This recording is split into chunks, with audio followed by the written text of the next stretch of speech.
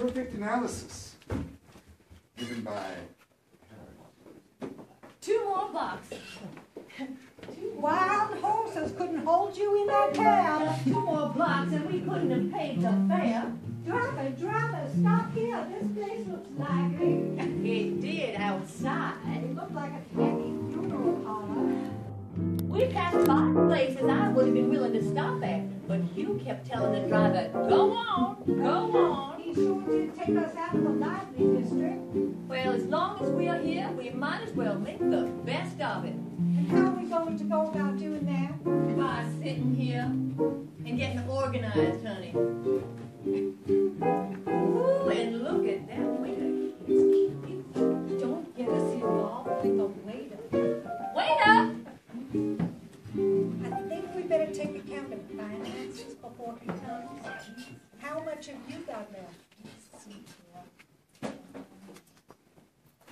$8.75. Woo-hoo! Now somebody sure is in high spirits. Waiter, outside is a sign that says dancing and floor show every Saturday night. But where is the dancing and where is any floor show? Well, the band's quit, ladies. Well, when does the joint liven up? This place is going to be hopping around 1 o'clock. 5 of 9 and the joint is paralyzed. We are members of the Women's Auxiliary of the Sons of Mars in Memphis. Come up for the national convention. But unfortunately, we've gotten separated from Charlie and Ralph, the boys who come up in our party. So now we're just out on the town. We can't locate a single man we know. Never have seen a convention in such confusion. Nobody can tell where anybody's located. We come up for the convention every year, but this one's just been a terrible Disappointment, yes indeed. Terrible. We can't seem to find anybody. But 2 girls On out their of the own. town can have a good time. As long as they know how to be good sports about As long it. as they can agree on major issues, we'll have 2 beers. Liquid amber, please. Kind of cute, isn't he? Honey, no man that's broad in the beam is cute. Waiter! Waiter! Don't any Sons of Mars come here? Well, there were 2 here just before you ladies came in. Honest to God? And one of them was soaking wet. How come? Well, he was saying there was some men dropping sacks of water out a hotel room window. One of them sacks hit him right in the head and spilt out cold water on him. Aren't they cars? Don't they think of the craziest things to do? That is why I like them. That's what I love. You know what they are. They are just great big overgrown boys. My girlfriend and I took in every convention Since time immemorial. Yes, indeed. I wonder what hotel they dropped those paper sacks out of. I bet you it was the Statler. Oh, why the Statler? Cheers, dear. The Statler's always so lively. It all depends on the crowd you get thrown in with. Well, sociability's all that really counts. Although the Sons are a serious organization in many respects. Yes, indeed. The country would be in a terrible fix without them. The Son of Mars wouldn't blow his nose on this place. Well, you was off going to the Statler. And what's wrong with the Statler? Honey, when have we ever had any luck at the Statler? Twice. In whose recollection? Mine. You weren't alone. Nope, I guess I wasn't. But you recall me talking about that restaurant man from Chicago? Recall you speaking of him? Yes, continually. Well, the Statler's where I made that man's acquaintance. And well, do I remember how that turned out? I have no regrets. No regrets whatsoever. Oh, Bessie, you have no pride where men are concerned. No, I have no pride where men are concerned. And you have have no pride where men are concerned. And nobody's got any pride where men are concerned. That's how it is. So let's just face it.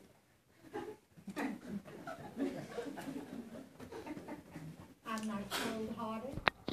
When I get out with a guy, I am just as anxious as he is to have a good time. More? Yes, that's right, often more. That is to say, I always go halfway with him. More than halfway, honey. Yes, I sometimes go more than halfway, and I don't see why I should be criticized for it. Well, now, no one has spoken a word of criticism. I do my part to bring some happiness into the world, even if it's just for one night only. But isn't it crime to give good time and a pleasant memory, even to a stranger? Why, nobody said it was. Some people seem to take that attitude. Not I, certainly. Well, you spoke about pride as if I didn't have any. Oh, I said false pride, not pride, Bessie. There's a difference. That's exactly what I was pointing to. All I was meaning is that a girl shouldn't compromise with her self-respect. She don't need to, and I don't see why she should. Well, that's exactly the point I was trying to make. But you sometimes go to the other extreme. I do. Mm-hmm. Well, extreme of what, may I ask? Self-respect. Are you saying that I am not a good sport? That's just the opposite of my meaning. Well, dear, your meaning is private as far as I am concerned. The trouble with you is your mind wanders off the subject, but you go right on chopping your guns together as if you were considering every word that was spoken. That's what makes it so difficult to talk with you. Foot. Any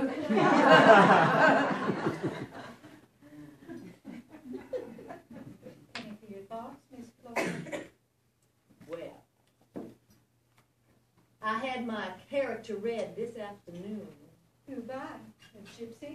No, it was read by a parrot. Are you kidding? No, I gave a man a dime. He opened the parrot's cage. The parrot hopped out, stuck his head into a box, pulled a piece of paper out in his beak. I took the paper and guess what it said. How am I going to guess what it said on there? Well, Bessie, I will tell you what it said. You have a sensitive nature and are frequently misunderstood by your close companions.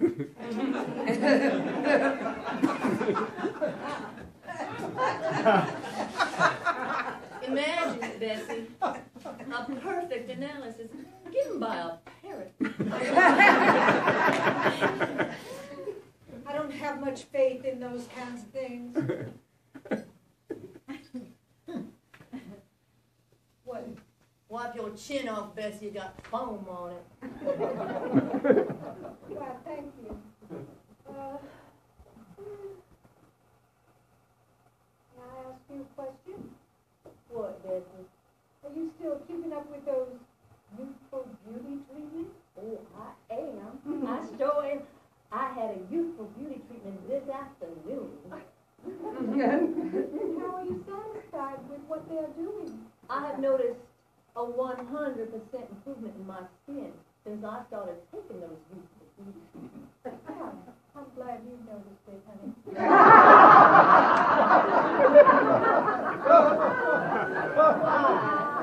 Why? You hadn't? Laura, your problem is skin, and you might as well face it. Everybody's problem is skin, Bessie, including yours. Although your primary problem is keeping down the weight. Oh, it's always been well distributed on me. If you won't face facts, there is no use talking. Complacency is one thing and optimism is another.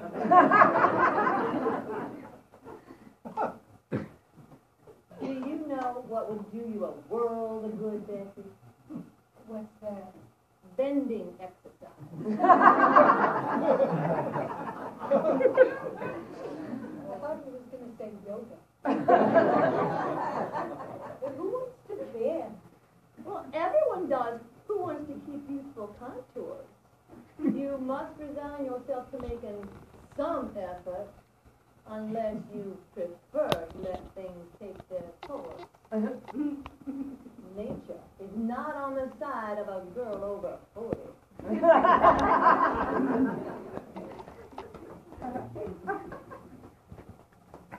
Well, thank you very much, but please don't strain your thinking apparatus. Ooh, sarcasm, Bessie. No, honey, but I came out for the purpose of seeking diversion. That's the sole purpose for leaving my hotel room, seeking diversion. And if you're in accord with that purpose, good. Otherwise, goodbye. You go to the Statler and I to the Coronado, or whichever you prefer. But don't pull me down into a state of depression. I've had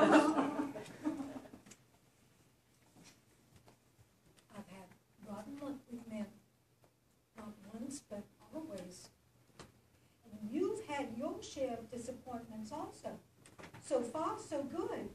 But when you start harping on yoga, girlie, goodbye. We have come to the sweet, sad parting of the ways. Bessie, after Howard, you know, you let yourself go. Just like you after Vernon. I went through an awful period there for a while. You let yourself go. You took a negative attitude toward things. You acted like all hope was gone from life. Instead of wasting away, you put on flesh. You kind of blew up like a balloon then. And you have always been bedeviled by your complexion. Isn't that so? It is only because I have such fine-grained skin. Possibly. But also, you have never hit upon a really attractive hairdo. Now, what's wrong with the one I got last week, Antoinette? Honey, every type of face requires a different style hairdo, just like you can't put the same figure in the same clothes. Now, what you need is horizontal lines because of the distance between your chin and your forehead. I have never forgotten the time you called me horse face. All I meant was, do you have a long face where I have the round one? Where it's pushing out at the temples. I mean the aureole look. Oriole, like the bird? No, it's spelled different. Never mind that. What I mean to say is Antoinette is not a good friend of yours. Not with the grotesque things they do to your face.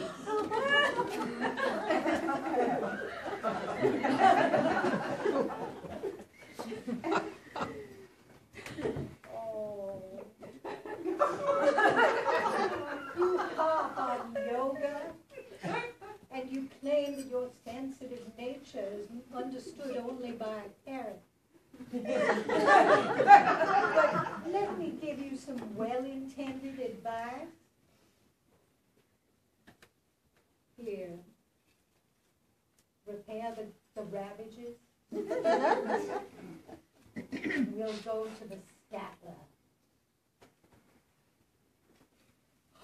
Oh, there they are! Oh, Charlie! Ralph! Charlie!